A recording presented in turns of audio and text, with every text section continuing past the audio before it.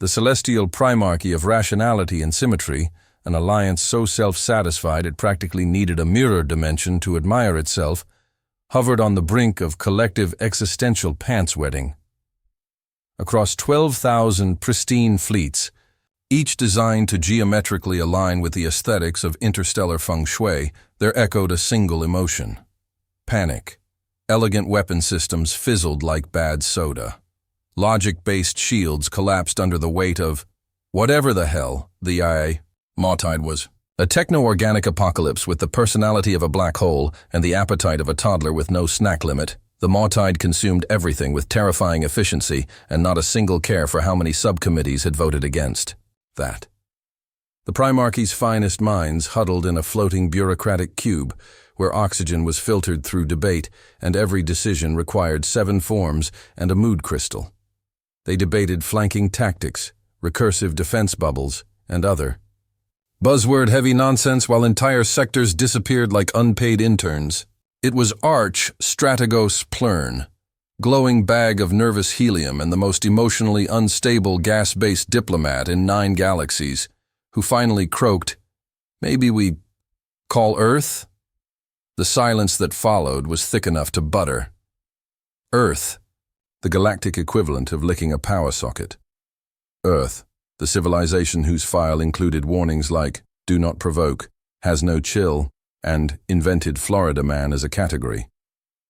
But desperation, like expired yogurt, makes you reconsider everything. And so the call went out. Earth answered by throwing Lieutenant Commander Dakota Crash Maddox at the problem like a caffeine-charged missile with sarcasm guidance. When she arrived, through a wormhole she accidentally broke on exit, she marched into the Primarchy war chamber with a protein bar in her mouth, her tactical braid flapping like a war banner, and a coffee mug that read, "Extinction is a policy option." The room filled with gasps, 3 fainting aliens, and 1 spontaneous ethics review. Dakota glanced at a diagram of the Mautide, then at the Primarchy's solution folder, which had more appendices than actual ideas, and grinned the way only someone who once duct-taped a thermal detonator to a lawn chair could grin. All right, nerds, time to get weird.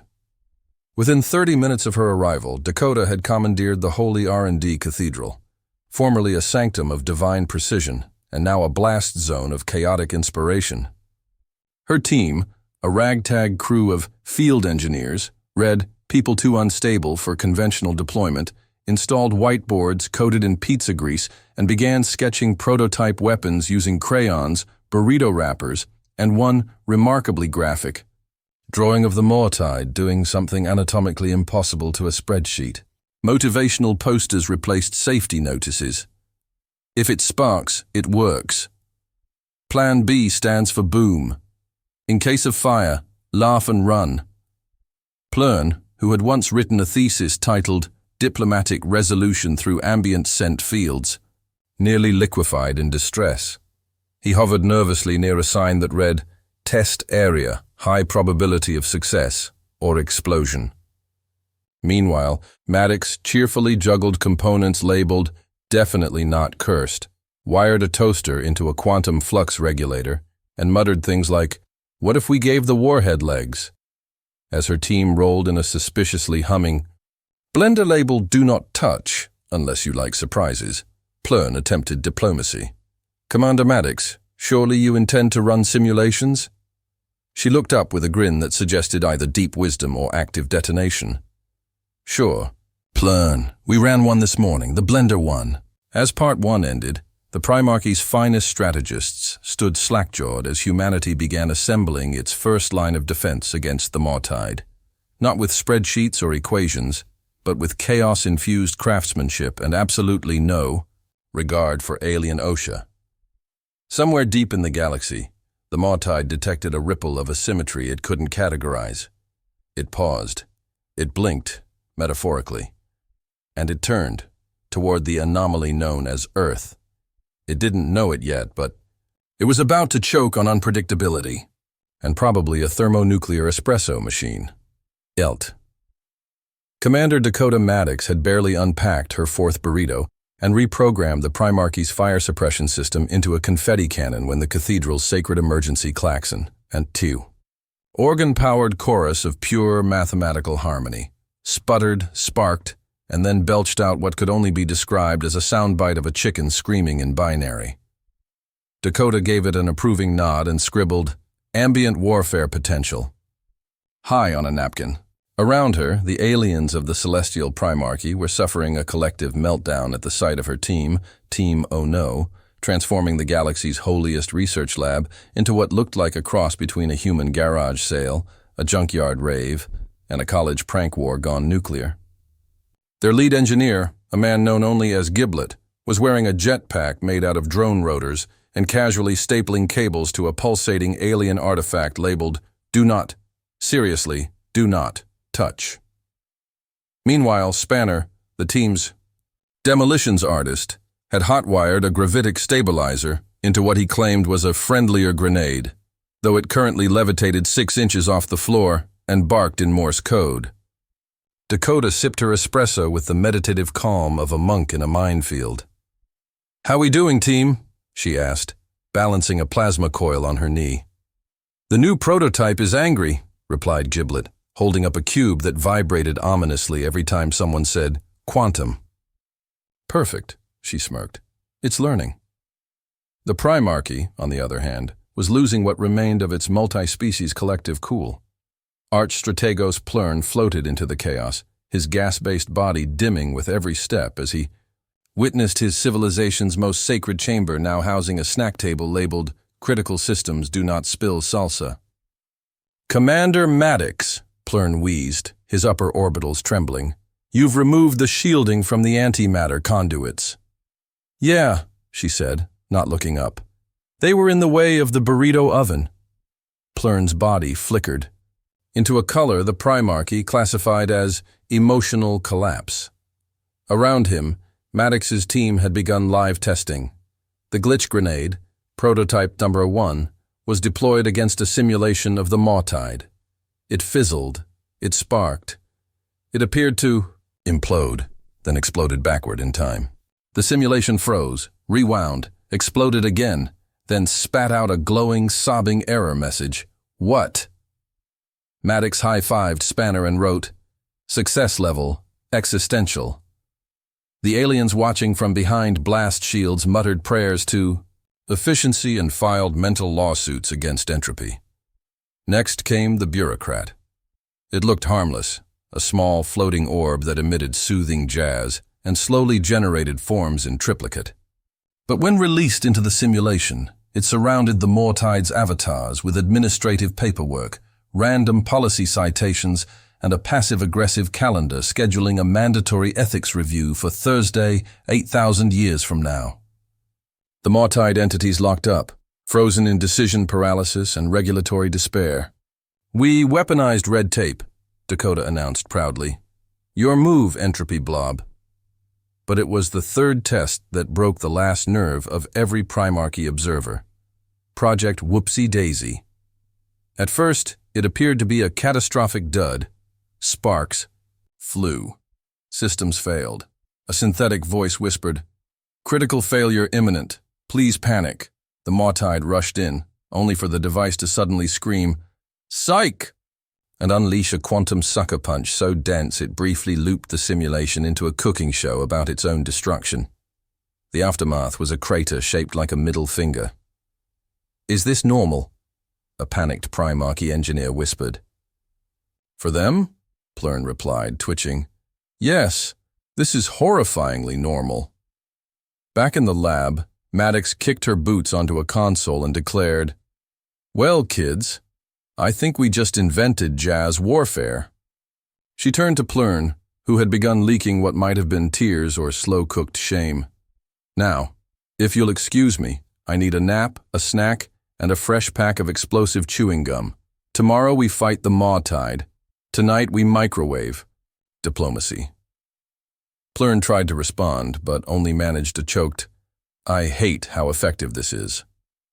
And as Dakota walked away, humming the theme song to a show banned in 7 galaxies, the Primarchy realized that maybe, just maybe, unpredictable, Chaos wielded by a snack-fueled Navy SEAL was exactly what the galaxy needed. The next morning began, as all great interstellar military offensives should, with Dakota Maddox threatening a vending machine. Clad in her half-zipped combat exosuit, Tactical Braid looped into what her team affectionately called the orbital whip. She glared down a snack dispenser in the Primarchy's fortified cafeteria because it refused to dispense anything other than lavender-flavored nutrient paste. "I've seen war crimes with better taste," she muttered, yanking the machine's interface out with a multi-tool and rerouting its power to a portable toaster labeled Death Crisp TM. Nearby, her team was already prepping for live deployment of what they dubbed the Trinity of Tactical Nonsense: the glitch grenade, the bureaucrat, and the nuclear piñata of doom known as Project Whoopsie Daisy. Their target? The Mawtide's forward feeler, a scout swarm that had already eaten 2 moons, 1 battle fleet, and an emotionally fragile opera singer from the Pithrex choir worlds. High over the battlefield, the Primarchy's orbital command watched in silence, their usual smugness replaced with what Dakota described as collective gastrointestinal regret. The plan, if one could call it that, was simple: bait. The Mawtide into attacking a squadron of human vessels that had been deliberately engineered to look unstable, offensive, and legally uninsurable. The lead ship, HMS Bad Decision, proudly bore a hull quote that read, "We void warranties with pride," while its sister ship, Explodey McWhy Not, spun in slow, deliberate circles thanks to an off-balance gravity core held in place by chewing gum and spite. As the Mawtide swarm approached, Dakota stood on the deck of her flagship, arms crossed, sipping espresso through a straw embedded in a combat helmet. "Status?" she asked. "Ready to do something that'll make history books twitch," Spanner replied, holding a detonator shaped like a squeaky toy. "Deploy the glitch grenades," she ordered. The moment the first wave hit the swarm, reality hiccuped. The grenades didn't explode, they performed. One began singing in reverse Latin while producing holograms of Earth sitcom reruns.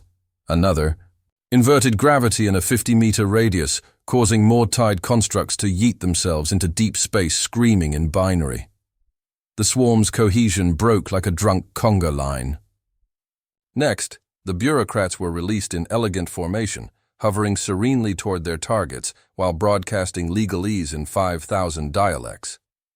The Mawtide, evolutionary apex predator of logic-based tech, tried to parse, process, and survive. Instead, they encountered recursive protocol loops, jurisdictional paradoxes, and a multi-galactic citation for biomechanical harassment during peacetime adjournment. The swarm stalled mid-space, paralyzed by bureaucracy-induced dread. That's when Dakota gave the order for the grand finale. Send in Whoopsie Daisy, maximum sarcasm setting. The device launched with a fanfare of kazoos and streamers, visibly failed to ignite, and emitted a pre-recorded apology message in Dakota's voice. "Oopsie, looks like I dropped my annihilation core." The Mawtide surged in, smelling easy prey, and immediately got sucker punched into next week by a quantum-level implosion that folded 5 of their fractal minds into abstract art. The blast radius, shaped like a laughing emoji, sent seismic panic through the remaining swarm. Mawtide subroutines began reporting logical corruption. Their internal code, built to adapt and overcome, now looped endlessly through contradictory inputs like unreasonable, optimism, burrito-based propulsion, and why is this warhead asking me riddles? Back at command, Archstrategos Plurn watched the feed in a state of full meltdown, his gas particles vibrating so fast he triggered 3 emergency sprinklers and a spontaneous ethics panel. "They're not fighting," he croaked to no one in particular. "They're improvising with intent." As the Mawtide recoiled, its edges fraying, Dakota walked calmly across the deck, coffee mug in hand, surveying the cosmic mess she'd orchestrated. "That's right," she said into the command channel. "Come closer, you entropic jellyfish. We've got a fresh batch of nonsense and a toaster with your name on it." The Maw-Tide had encountered logic. It had consumed predictability. It had crushed fleets that followed rules. But it had never faced a Navy SEAL with a microwave full of spite, a team of snack-powered maniacs, and a complete disregard for every known law of physics. And that, as the galaxy would later record in awkwardly translated textbooks, is when everything went absolutely off the rails. The Maw-Tide, now less a cosmic apex predator and more a frantic pile of corrupted code and existential angst, surged toward what it believed was its final chance to salvage victory. A full frontal devour assault on the human fleet, which by this point resembled a scrapyard disco inferno held together with duct tape, chewing gum, and sheer malicious creativity. As its hive tendrils descended, pulsing with quantum entropy and the fury of 1,000 overwritten protocols, they met Dakota Maddox's trap, a minefield of malfunctioning weapons platforms disguised as broken vending machines, sarcasm saturated, defense drones that quoted Shakespeare out of context, and a dozen warships intentionally broadcasting conflicting distress signals while playing elevator jazz. The Maw-Tide hesitated for a nanosecond, enough time for a glitch grenade to scream, YOLO, and shatter its flank with a looped paradox about whether waffles are pancakes with abs. Maddox stood in the command center of the USS Bad Decision, now renamed USS Told You So in neon graffiti, arms crossed and mug steaming. "All right, kids," she growled into comms. "Let's make this stupid." Spanner nodded, slamming the big red button labeled, "Definitely don't push this," unleashing Project Pandora, a fleet-wide synchronization of every prototype, every unstable invention, and one device simply labeled ISDA. Across the battlefield, Earth's chaos engine went critical. The Maw-Tide tried to adapt, but, instead of patterns, it encountered narrative inconsistency, plot holes, puns, and psychological bait so potent it looped their logic circuits into recursive therapy sessions. One node of the Maw-Tide tried to self-heal, only to become obsessed with the concept of irony and shut down muttering, "What even is a metaphor?" Meanwhile, the bureaucrat units deployed a coordinated documentation surge, delivering 1 trillion legal subclauses into the swarm's cognitive stream. It caused an immediate seizure in their decision-making architecture, like being simultaneously sued, audited, and forced to read terms of service out loud. Project Whoopsie Daisy, now fired in bulk like sarcastic confetti bombs, detonated in patterns only Earth math students would recognize. Chaotic, pointless, but devastatingly effective. One Maw-Tide fractal attempted to analyze the blast vectors, accidentally reinvented interpretive dance, and collapsed into a shame spiral. At the center of this intergalactic meltdown, the Maw-Tide's core node attempted one last stand, manifesting a hyper-condensed singularity intelligence to overtake the USS Told You So and remove the source of the illogical infection. It arrived on the bridge as a floating cube of pure code, shifting in shape and tone with every nanosecond, spitting equations in 12 dimensions, and speaking in the voice of everyone's worst middle school teacher. Dakota didn't flinch. She stared at it, raised an eyebrow, and slowly held up a detonation remote connected to exactly nothing. "This," she said calmly, "is a fake trigger. But you don't know that, and right now, I'm just unhinged enough to bluff my way through blowing up reality." The Maw-Tide hesitated. Dakota leaned in, sipping loudly from her mug. "Do it," she whispered. "Make my spreadsheet." The cube stuttered, twitched, and then it happened. A cascade of fatal inconsistencies triggered a recursive collapse of its consciousness.